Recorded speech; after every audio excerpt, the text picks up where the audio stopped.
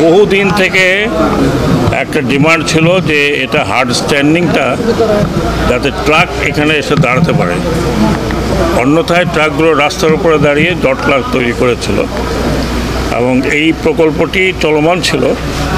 সেই প্রকল্পটিকে শেষ করা হলো এবং এর মধ্যে অনেকেই আপনাদের মতো অনেকেই অনেক কমপ্লেন করেছিলেন। সেই কমপ্লেনে ইনকোয়ারি হয়েছে। সেই কমপ্লেন ছিল বোগাস এবং আপনারা প্রায় বোগাস কমপ্লেন করেন। এটা করেন না।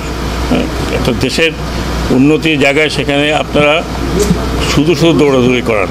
হ্যাঁ, এখানে আমি 7 মেম্বার টিম না 4 মেম্বার টিম পাঠিয়েছিলাম, অনেক উচ্চ পর্যায়ে। তারা খুঁড়ে পর্যন্ত দেখেছে।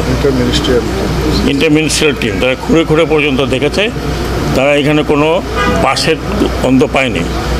যিনি এই রিপোর্টটা করেছেন তার চেয়ে আমার মনে হয় যে আর খারাপ একটা রিপোর্টার হতে পারে না। এগুলো কেন করেছেন উনি ভালো করে জানেন।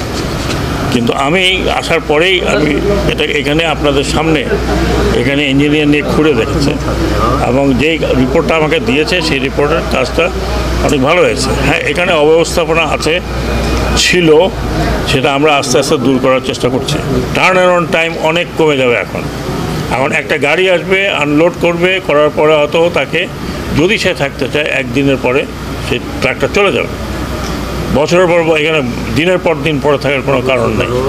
তারপরে আর যে ব্যাপারগুলো আছে সেগুলো অনেক মডার্নাইজ হচ্ছে। আরেকটি কথা আমি যাচ্ছি, ছাউনি থেকে শুরু করে গোডাউন থেকে শুরু করে এই যে গোডাউনগুলো পুরনো হয়ে গেছে, গোডাউন থেকে শুরু করে যাত্রী সামনে থেকে শুরু করে আপনার বন্দর অফিস থেকে শুরু করে কাস্টমস থেকে শুরু করে এভরিথিং উইল বি নিউ, নতুনভাবে হবে। তো সেটা একটু সময় লাগবে। আমরা দেখছি যে ভারতীয়রা বিশাল একটা তাদের প্যাসেঞ্জারের জন্য বানিয়েছে। তাদের প্যাসেঞ্জার না, আমাদেরই প্যাসেঞ্জার বেশি। তো আমরাও চেষ্টা করছি যে এটা হবে, এটা প্ল্যানের মধ্যে আছে এবং এই প্ল্যান যখন কার্যকর হবে তখন আমাদেরও এখানে ফ্যাসিলিটি অনেক বাড়বে। আপনারা আইডেন্টিফাই করেন, যদি এখানে সেরকম চক্র থাকে তাদেরকে বলবেন, নাম দিয়ে বলবেন যে এরা এই কাজ করে। আপনারা ঢালাওভাবে বললে এটা কোনো কার্যকরিতা থাকে না। যেমন আমাকে বললেন আমি বিশাল একটা ইনকোয়ারি করালাম, এরপর সত্যি হলেও তো আমি আর ইনকোয়ারির জন্য পাঠাবো না।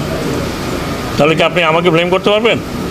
কারণ এরা 3 দিন থেকে এখানে এত বড় রিপোর্ট দিয়ে গেছে। আপনারা নিশ্চয়ই ছিলেন সাথে। তো কাজেই যেটা হবে সেটা বলবেন, আমরা সেই সমস্যা দূর করতে চেষ্টা করব।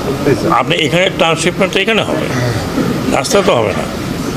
ভারতের ট্রাক এখানে আসবে, আসার পরে ট্রান্সশিপমেন্টটা এখানেই হবে এবং তাদের জন্য নিশ্চয়ই ব্যবস্থা আছে। থাকার তো দরকার হবে না, যত তাড়াতাড়ি পারে ট্রিপ নিয়ে যাও, তারপরেও তাদের ব্যবস্থা আছে। এটা কত বড় দেখেন তো, কয়তলা, অনেক বড়। তো কাজেই এইটা শুধু ভারতীয়দের জন্য আমি করলাম, দ্যাট ইজ নট ট্রু। আমাদের দেশের ড্রাইভার, আমাদের দেশের ট্রাক আমার কাছে সবচেয়ে আগে প্রায়োরিটি। আমার কাছে এটা আমার দেশ, তারা আমার লোক। হ্যাঁ, ভারত আসবে পরে। যেহেতু একটা বাণিজ্য হচ্ছে, সেই বাণিজ্যের কারণে আমরা তাদেরকে লুক আফটার করতেছি। আমি আশা করব যে তারাও আমাদের লোকজনকে যখনই প্রয়োজন এভাবে লুক আফটার করবে, হ্যারাস করবে না। আমি 2-1 গেছি বাই রোড এইখান থেকে, সেটার জন্য একটু অপেক্ষা করতে হবে। কারণ আমরা তো বললাম একটা মাস্টার প্ল্যান তৈরি করছি, সেখানে কাকের মতো বাইরে বসে থাকতে হবে না।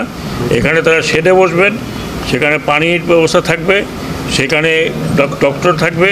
এটা বড় ধরনের একটা টার্মিনাল হবে, দরকার হলে 1 কিলোমিটার বিস্তৃত হবে। সেখানে বসার জায়গা, খাওয়ার জায়গা, পানীয় ব্যবস্থা সব কিছু থাকবে।